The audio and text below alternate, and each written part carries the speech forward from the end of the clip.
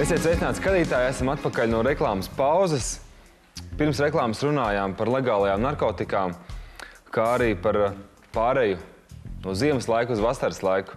Šodien ar mani kopā ir teksta autore, kā arī dziedātāja Marta Kukarāne, modeļa aģentūras Tubī modelis, īpašnieks un vadītājs Agris Blaubuks, kā arī gastroenterologs Hostans Abu Merī. Nu ko, turpinam raidījumu ar nākamo tēmu, kas ir žurnālā Ieva aprakstīta. Tas ir enerģija pavasarim un kā uzturs var palīdzēt pārvarēt pavasara nogurumu. Nu, es kā gastroenterologs varu pateikt, ka pavasara vienmēr ir pārsinājums laiks. Īpašiem, piemēram, slimnieki ar kungizāna traktu problēmas vai slimības. Tad runāsim par gastrīti, runāsim par atvilni slimību, kad jau skābes palielināt sakarā ar to laiks mainīšanas un stresu uz organismu. Un stress tas nozīmē, ka mēs stresojam, kāpēc mums ir problēmas ikdienas dzīve, bet tas tā tumšs, tad saule, tad lietus, jā, tad noteikti ietekmē mūsu hormonālas sistēma un darbības, un tad cilvēki jūtas tādas, neparast nogurums, nav spēka, īpaši pēc ēšanas uzreiz pavisam neko nevar darīt. Bet tas pāriet, tas vienmēr tad mārts, februāri, varbūt aprīli, klāt nākie cilvēki ir sudzības, ir slimības, piemēram, sirdi vai kungi un tā tālāk. Uztur ir ļoti svarīgi vienmēr balansēt. Es neuzskatu, ka pavasars jāēd kaut ko citādāk nekā ziema vai nekā rudenī un vasara. Tomēr jābalansē diētu un jāēd regulāri, laicīgāk, biežāk un tā tālāk.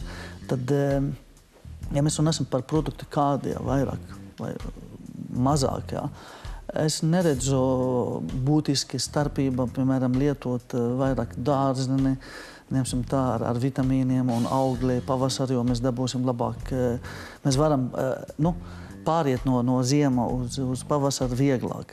Manuprāt, tad visu gadu, kā pareizi runājam no sākuma, ka jāēd nevienādi, bet sabalansēt, regulāri. Es nezinu par šo rakstu, jūs varat man informēt. Šajā žurnālā konkrēti bišķiņ aprakstīts ir par to, ko mēs varam iegūt. Tepat, teiksim, mums Latvijā tas ir bērzu sulas, ko rekomendē pat nedaudz aizstāt kādu laiku ar ūdeni. Kad dzert svaigās bērzu sulas, ka tas attīra, tur ir vitamīni, tur viss nepieciešamies ir. Es, kad es saku dzīvot Latvijā un redzēju, kā cilvēki to 2-3 mēnešus visi jau skrien ar 5-litrīgi. Jā, es tiešām nesaprotu. Un pēc tam, kad es redzēju, ka tur notika to procesu, ielika kaut kādu caurums un pīlieni nāk un saprot. Un pagaršoju, ka man viņš ir svaigs, ir garšīgāk nekā, piemēram, pēc dažām dienām, kad jau paliks skābāk. Zāriņus saliek, upeņu zāles. Es nevaru daudz dzert, bet es zinu, ka mājās, piemēram, mana sieva dzer 2-3 litru dienā. Un laikam viņš ietekmi to diurēzi, tā kā cilvēki tiešām dzer un iet uz toaleti, tā kā ir skalošana.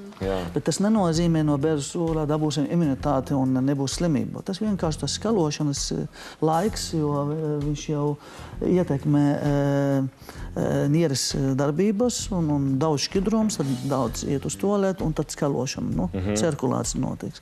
Protams, tas ir ļoti laba lieta. Bet tā, ka es nezinu, kas tur pa vitamīnu ir vai bija tiešām analizēt kādreiz, kas tur ir iekšā, es to nezinu. Ko Libānā daudz arbūzus varbūt?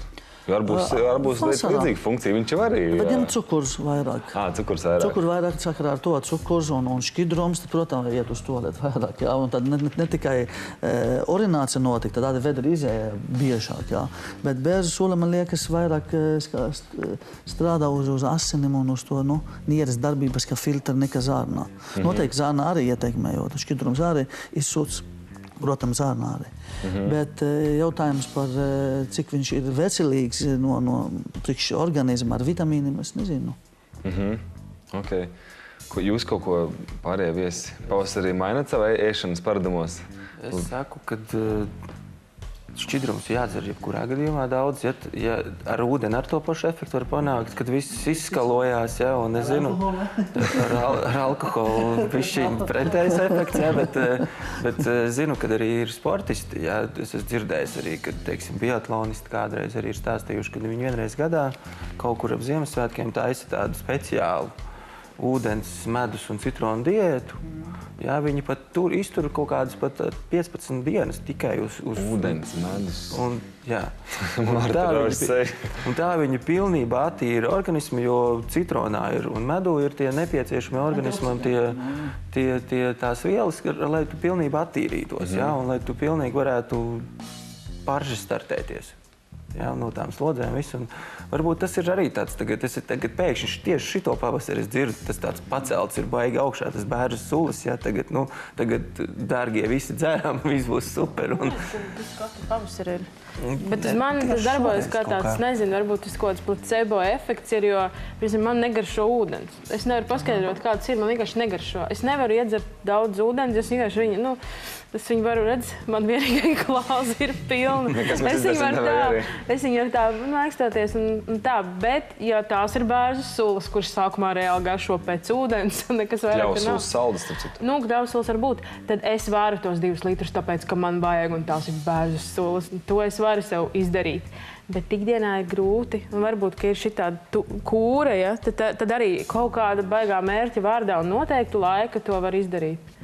Bet, protams, tas viss ir veselīgi. Vienkārši dzer un vienmēr katra diēta sākās ar to, ka, ja gribat nomest svaru, pirmais. 2 litri dienā, dari, ko gribi, 2 litri dienā, sportistiem 2 litri dienā. Man arī nāk daudz slimnieku un runā par to tīrīšanu, un vēl arī iet skalot zarnas. Ko tu viņiem saki? Protams, tas nav pareizi, jo, kā nevar ēst 15 dienas, vai 10 dienas, vai 3 dienas. Es esmu arī pret to viedokli, ka cilvēki, ja mēs runāsim bišķi par reliģiski jautājumi un islāma pasauli, kad ir Ramadāna un 30 dienas no rīta līdz vakara neēd, vispār neēd un nedzert. Tā kā no pulkstens apmēram 5-6 no rīta līdz kaut kāds 7-8 vakarā. Noteikti priekš Kungizāna kā gastroenterologu neuzskatu, ka tas ir pareizi. Tā, ka tagad mums ir konkrēti, nezinu, koncertu vai konkrētu filmēšana un vajadzētu 3-4 kilogramu pa vienu nedēļu, noteikti, ka pura cilvēku no mums 2-3-4 kilogramu pa nedēļu var zaudēt, tas ir pirmais šķidrums, kas aiziet ārā. Un tu nelieto vairāk nekādu, piemēram, ogļu hidrātu, maize, cukurs, piemēram, jā. Un tad, protams, organisms zaudē no sākuma šķidrums, tad cilvēks samazina to 2-3 kilogramu, un mēs pa 1 kilogramu katru dienu mēs jau no rīta skatīties, piemēram, tukšā dušā un skatīties vakarā, jā. Tā kā plus mīnus 1 kilogramu mums klāt ir, jā. Sakarā ar to tā tīrīšana procesa, es neuzskatu, ka ir tādi veselīgi. Veselīgi ēst regulāri, sabalansēti, veselīgi diēta, kur mazāk tauki, tur mazāk, piemēram, asēdieni, tur vairāk saknes, jā, vairāk šķidrums, tas nozīmē ūdens, jā. Ja nedzer ūdens, tad noteikti ir tēju, kaut ko citu, kur likt organismu strādā normāli un īpaši nieres, jo nieres filtrē. Ja mēs nedzeram daudz šķidrumu, tad tā viss, kas palikt tā kalcinēta nieri, var redzēt balta nieri ar punktiem, jā, jo cilvēki nelieto daudz šķidrums un viņam to filtru. Tas aizaugt ciet, tā kā, jā. Apmēram tā varam teikt. Es gribētu pajautāt. Vienmēr saka, ka vajag tos 2 litrus un tā, bet savukārt, ja tu aizēji pie kaut kādiem tiem ir tie pētnieki, ja, kur tev pasaka, kā tos šķidrumu līmenis, kā tev vajag.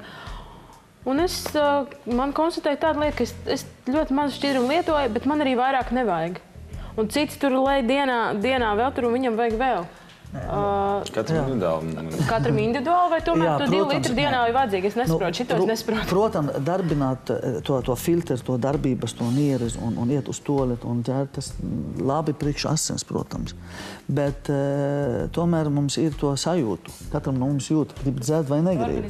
Protams. Īpaši, ja cilvēki vasarā jūs dzerat noteikti šķidrumu, patīk ūdens vai ne vairāk, jo ir kustības, svīšanas, tā kā jūs zaudējat šķidrumu sieklas ar runāšanu, ar elpošanu, mums vajag šķidrums, caur ādas ir šķidrums, iet uz toalēt arī ar vedrīzē arī šķidrums.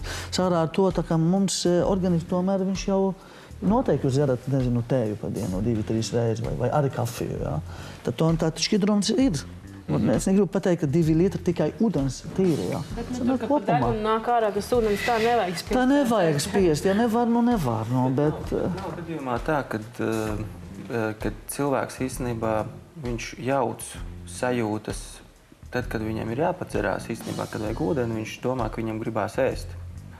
Un īstenībā viņš sajauc to savus sajūtas tieši, un viņš nevis padzerās, kas būtu nepieciešams, bet viņš ēd. Un viņš aizpild vairāk ar ēdienu, to, kas tev būtu jādzer. Citu, domāju, ka cilvēkiem arī tam būtu bišķiņ jāpievērš uzmanību, jo īstenībā es esmu tas cilvēks, kurš aizmirst arī izdzert ūdeni.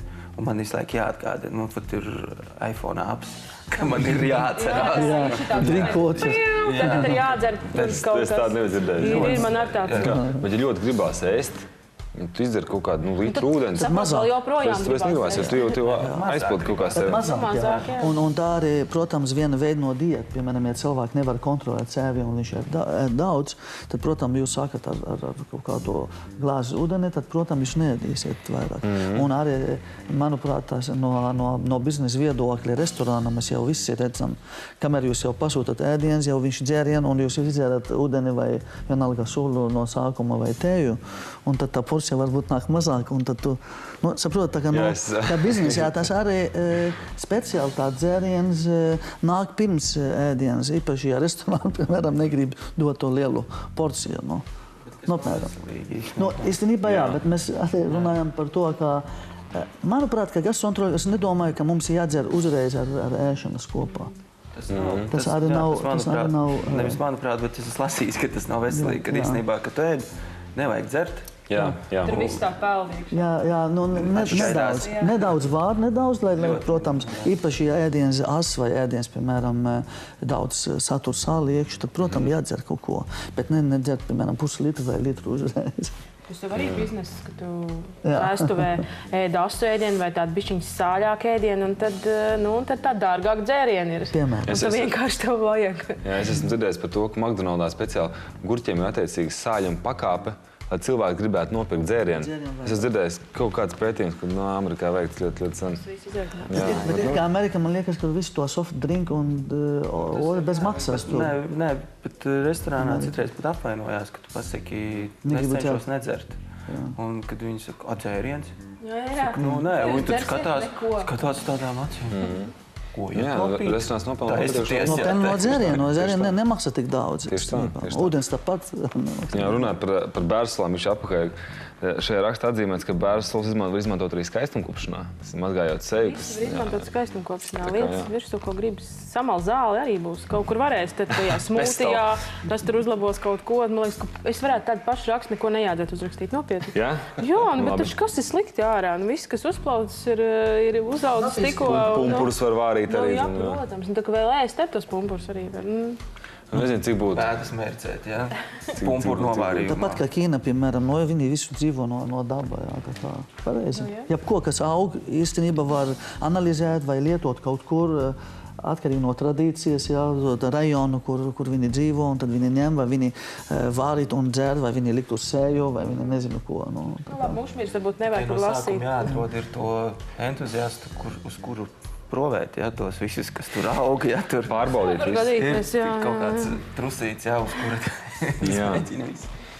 Šajā rakstņā atzīmēts vēl ir, ka vajag ēst dažādas sēklas, tās ķirbju sēklas, kas mums pieejams, tās pašas saulspuķu sēklas. Es domāju, ka kaut kāda Maskavas ielas rajonā tur visiem veselīgi, viss kārtībā, jo viņi diezgan daudz patērē saulspuķu sēklas.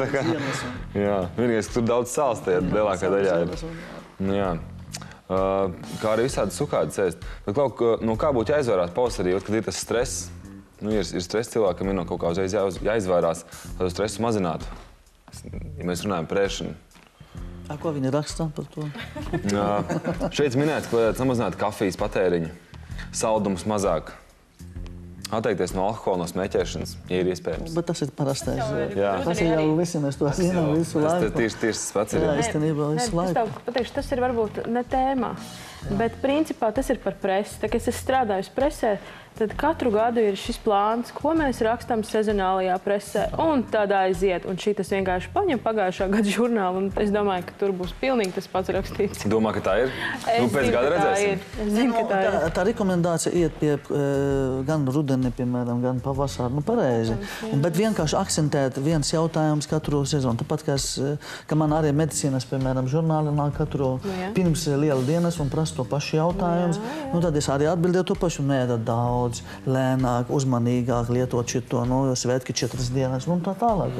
Tāpat Ziemassvētki arī pirms dienas to pašu mēs runājam. Tā tradīcijas. Jūnijā būs par ievārījumiem, jūlijā par konservēšanu. Tur viss. Kā pareizi konservēt, nesaka par ievārījumu. Protams. Tas ir jāmāk. Tās visas lietas, ko nosauc alkohols, kafija, tas jau ir visas tās lietas, kas rada atkarību. Arī saldums, starp citu. Man citreiz ir bijuši, teiksim, pārunas ar modelēm, savām. Un es saku, tu paprovē nelietot saldumus. Saldumus nevar, jo pēc tam man sāk sāpēt galva, Es saku, bet pamēģini nedēļu.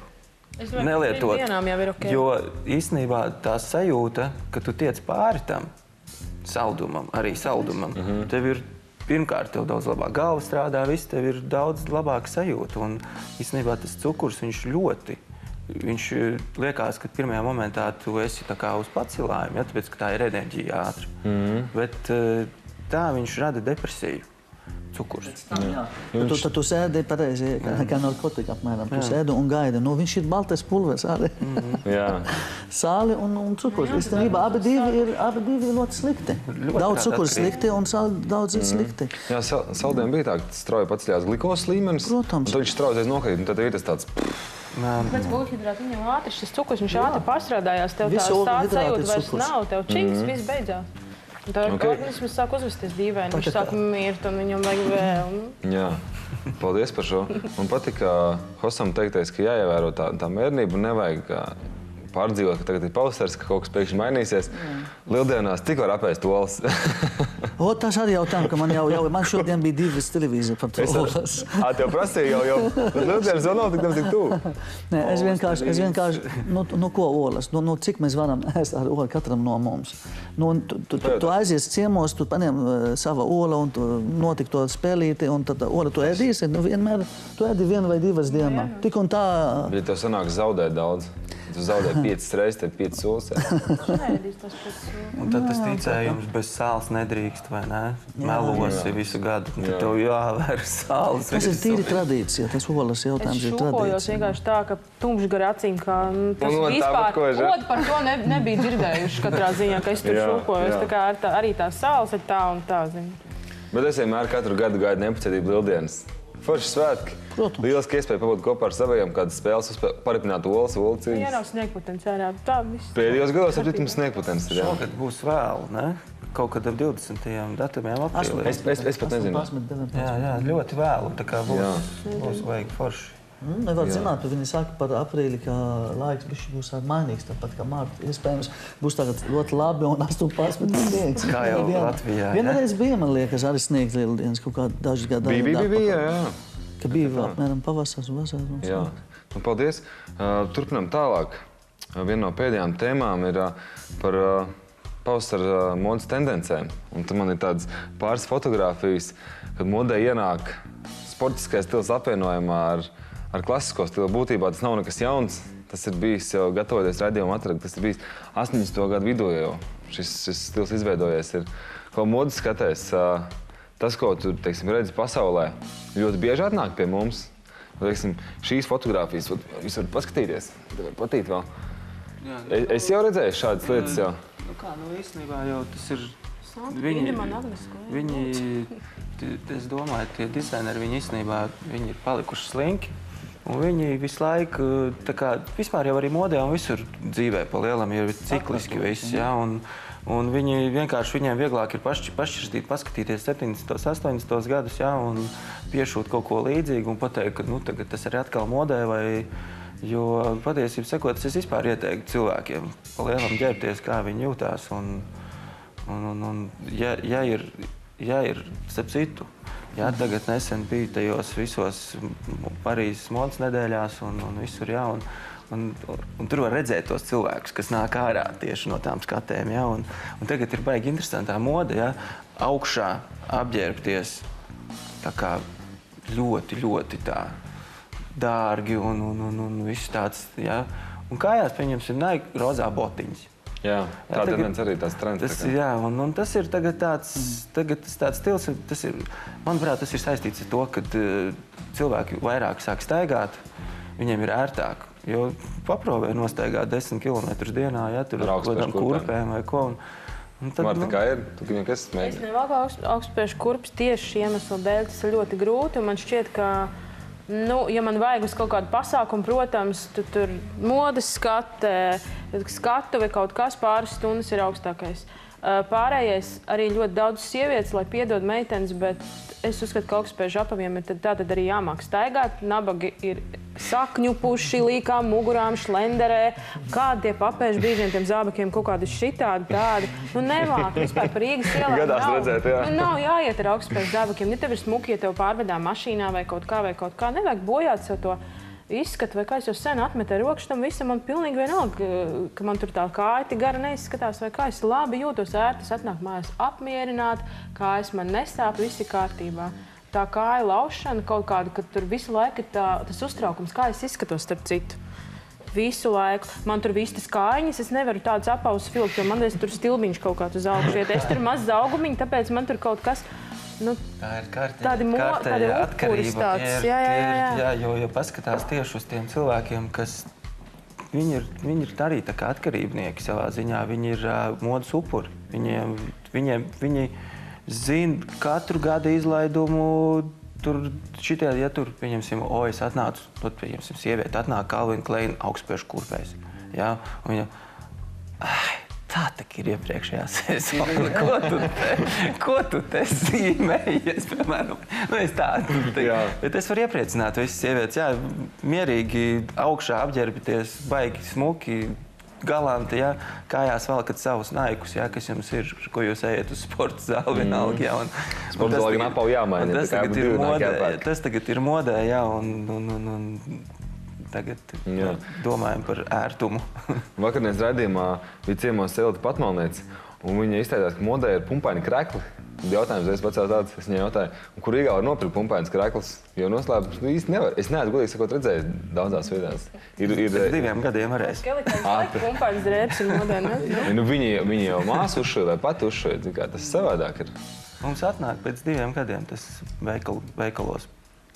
Mums tā liekas, ka mums te ir jaunākās modas, bet man citreiz ir sajūta, kad mums nāk ar sezonu 2 sezonu nokavēšanos visus mūsu veikalos. Tas ir no Eiropas vai no visvienas? Vispārīgi, jo uzliek cenu tāda, kāda pat nav tur. Tāpēc, ka tas ir tā kā brands, bet īstenībā tas jau ir kaut kāds 2 sezonu vecs brands. Tā jau tāda atsevišķa pasaule, man liekas, tāda modas kopiena, cik mums tā Latvija vispār ir liela, maziņa diezgan. Un tad arī vēl tā kopienīga arī vēl mazāk. Un tad vienreiz es redzēju tādu mazliet tā kā strīdu starp Latvijā tādu zināmu, tā kā, modas mākslinieci, stilisti, kā to nosaukt, ka viņi bija tā kā pārmetus, ka redz ar šādu somu sabiedrībā jau nebūtu pieklājīgi iziet, jo tā tikai aizpagājušā gada. Un tajā brīdī man likās, balto cilvēku problēmas. Kas? Un tad. Otrs variants ir, kad man tad ir, lai kāds tiešām spētu novērtēt to manu tādu milzīgi dārgo pirkumu. Man nebūtu jēgas iegādāties somu par 2000, pieņemsim. Jo, sabiedrībā, kur es apgrozos darbā ar draugiem un tā, man neviens pat nespētu iedomāties. Tad man jāatstāja to šiltu laukā, lai ir. Jo, tas ir kādā sabiedrībā, tu apgrozies tāpat kā biznesa cilvēkiem, viņiem būs tie dārgie pulksteņi, un tu zinās, cik tas maksā. Bet es ar tādu pulksteni varētu tieši uz kurienē nekur. Mums varētu būt tā, ka īstenībā Ķīnā ir ļoti labi pakaļdarinātāji.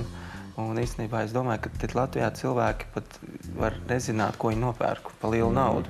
Jo īstenībā tur ir jāpievērš uzmanība arī rāvējslēdzējiem, viņš nedrīkst spīdēt, vai tur ir tik daudz tās niansītas tām somām, ja, ka tu īstenībā vari ļoti viegli, nezinot, kā saka, iepersties, ja? Nē, nu, ja man būtu vairāk miljonu kontā, un ja jau visādas, saka, tādas sīkas zemes problēmas man būtu tā kā aiz muguras, jā, ne, tad man jāsāk domāt, ko vēl es dzīvē varētu darīt, un tad es varētu, nu, skaisti ģērbties, un tad man tiešām sākt interesēt, vai tā soma gadījumā nespīd tieši 10% pa daudz. Nu, pieņemsim, jā. Bet citādāk man ikdienā tas vispār nav aktuāli. Jā. Tā kā Agris, piemēram, viņš to zina, jā. Godīgi sakot, es nezinu. Es zinu, kad man sieva Chloja somu gribēja pirkt, jā, un viņi skatās, bet kāpēc šitanī saitā tās somas ir lētāks nekā īstenībā, jā? Un tad mēs, bet paskatāmies, YouTube'ā ir tāds, teiksim, jā, tur tāds YouTube kanāls, kā atšķirt Chloja oriģinālu no neoriģinālu. Un tāda viņi tur sāk. Tāpēc es zinu, ka tur īstenībā baigais, tur tie spečuki ir tā. Tur ir baigi interesanti. Tiešām liels paldies, ka atradāt laiku atnākt ciemos. Paldies, tev, Agris, paldies, Marta. Paldies, Hosam. Paldies. Lai jums ir foršs saulains pavasaris. Lai viss izdodas. Un arī skatītāji jums, es saku, visu gaišu. Lai saulainas domas, jo ārā ir saulains laiks. Un mēs tiekamies jau rītdien, Presas klubā, 5:00. Visu gaišu!